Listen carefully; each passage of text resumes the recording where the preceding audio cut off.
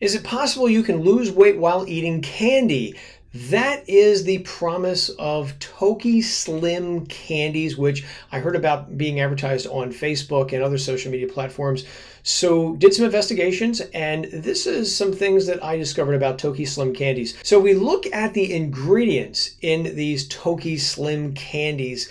The first thing that I see is an ingredients list. Now, that is a little different than I normally see for a food or a supplement. When you look at a food is going to have something called a nutrition facts label. When you look at a dietary supplement, and that's what this is, you see a supplement facts label. Go into your kitchen, go get your supplements, and you'll see the supplement facts label for yourself. I don't see the word supplement facts on the ingredients list. And for me, that's a red flag, because if you're selling something in the United States, it should have supplement facts, in my opinion. The other thing I would say is that when I do look at the ingredients, they're kind of all over the place. And here's why I say this.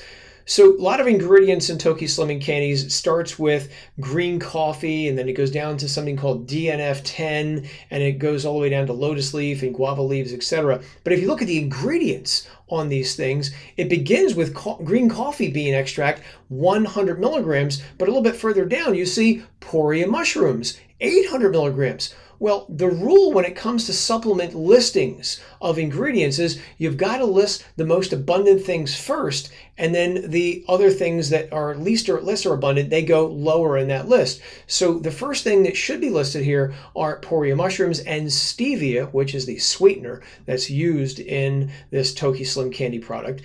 So that's a problem right there. Another red flag for me when I looked at this ingredients list is I see L-carnitine listed, giving you 50 milligrams of L-carnitine. However, carnitine is spelled incorrectly. So we all make mistakes. I'm guilty of that as well. The company needs to correct this. A little bit further down, we see a health warning listed where they say Toki candies are not suitable for pregnant women, lactating women under 3 months of age.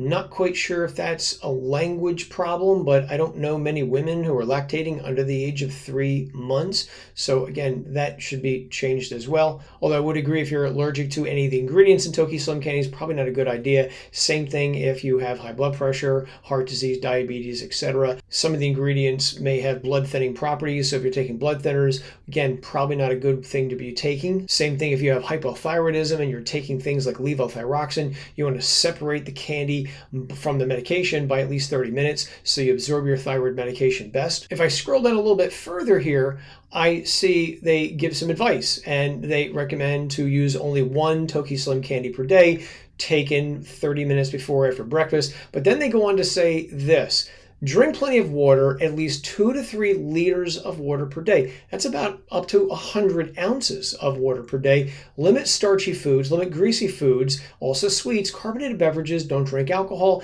eat a lot of green veggies and fresh fruits, and combine Toki Slim candies with exercise. So this means to me that despite what you may be seeing on social media about how Toki Slim candies might be a miracle, you got to do your part, and you got to eat better, less calories, and you got to do some exercise. So that's something to keep in the back of your mind. One ingredient I will call attention to that you may not have seen before if you have purchased this is called DNF10.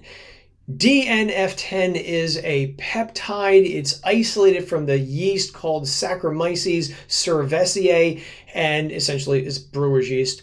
And there is a little bit of research on this DNF10 peptide. When I looked at the weight loss research on this, I wasn't overly impressed, but what I did see was researchers testing it in people using anywhere from 500 milligrams to up to 1,000 milligrams a day.